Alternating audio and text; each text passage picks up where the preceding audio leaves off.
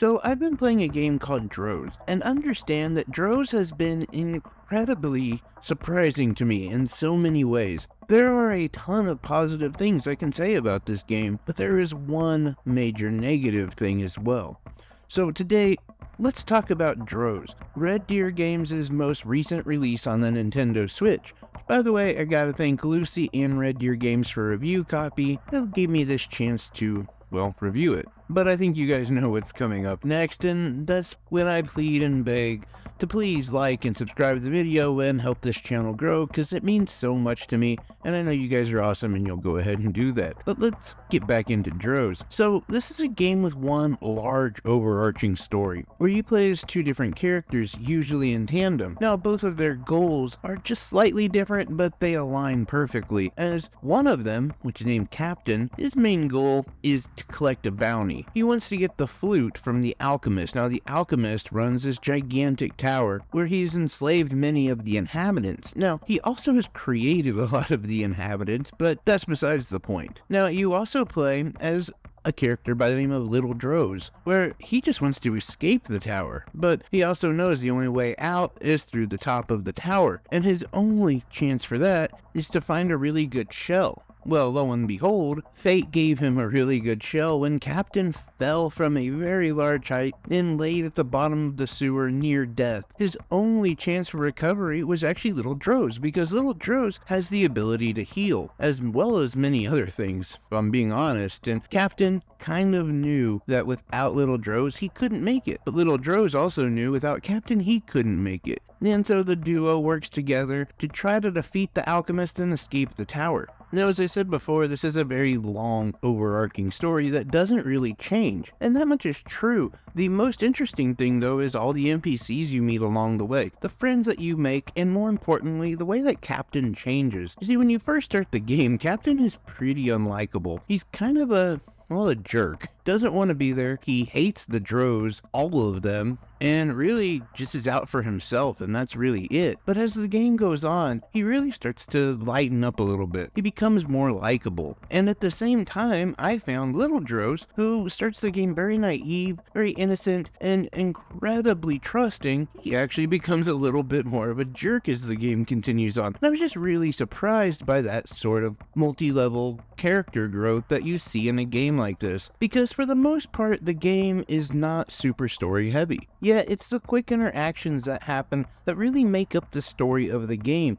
and that really tell the narratives of each character. As I said before, Captain starts off as kind of a jerk, and honestly, I see us as the player as very much like Captain, because there is combat in this game, and your main combatants are the Dros. As a gamer, we're very much trained to not be merciful or sympathetic to the enemies that we fight in the games. They're trying to kill us, so let's get them before they get us kind of mentality. But as you play the game, it is reminded upon you multiple times that the Dros are being controlled. They're brainwashed. They have this magical hold on them that they can't break, and the only way that you can break this seal is by taking the flute from the alchemist, which is already your main goal. But your humanity, your sympathy, that all comes at a cost. You see, this game is pretty much a two-button slasher in a way. You have one button for combat, which is basically just your sword attack, and one button for shielding. And so this makes combat relatively simple. But once you actually break the shell of a Dros, they run away. You don't have to kill them. And if you kill them though, you gain your own magical points, which allows you to heal later. So you have this decision to make. Do you show them mercy and let them escape? Or do you take their life so that you can rebuild your own health later on? And if you're thinking to yourself, okay, Nima, great, that's awesome, the duality of man, whatever. Did you just say combat was incredibly simple in this game? And yes, I did, because it's not really the main mechanic of the game. As I said before, you work in tandem with Little Dros and Captain, as they both use their skills across 30 plus levels of action. And for the most part, yeah, Captain is the one that does the combat, and he has a few other skills available to him, but Dros cannot fight at all. In fact, once you are spotted outside of your shell as Little Dros, you're done. The game's over. Well, sort of. It just sends you back to Captain. But the point is there's no combat whatsoever. Most of the game is actually a puzzle game, and in fact a pretty good one. I would say that there's some that are going to complain that it's not super difficult, but if if I'm being honest, it's very playable though. It attacks these puzzles in a way that is meant to be bite-sized. After the completion of each level, which can be aimed at anywhere between 3 minutes and 15 minutes, you were given sort of a task list. Available in each area was this much currency, a special artifact, and a time that you were supposed to hit or that you're trying to aim for in the level. So the point of the game is not really to make it so difficult that you can't figure out the puzzles, it's just how quickly can you get through the puzzles, and so I actually really appreciate that. By the way, there's also another collectible, which basically is the magic points, the things that you use to recover your health. That's also one of the things that is listed on the task list. And honestly, for the most part, I really appreciated the way they broke this down. This format just made the whole game more digestible by creating these ebbs and flows of the game, which would give you like a perfect point to stop playing. And I would say after, I don't know, 5 to 10 levels, it always seems like a good idea where to stop. Now, I personally tend to like these type of games in a smaller session, if you will, but like an hour, which gives you about maybe 5 levels, and then come back and play 5 more later on. And this works so well with the storytelling. As like I said before, it's not a lot of dialogue, but what dialogue is there is pretty important. The one's rather straightforward. Character growth is rather straightforward. You don't forget these things. And so you can play at an hour at a time and still come back to it with your memories of the game being fresh, the story being fresh right there. You remember everything that happened. You don't have to remember some long dialogue in which the story took some crazy turn.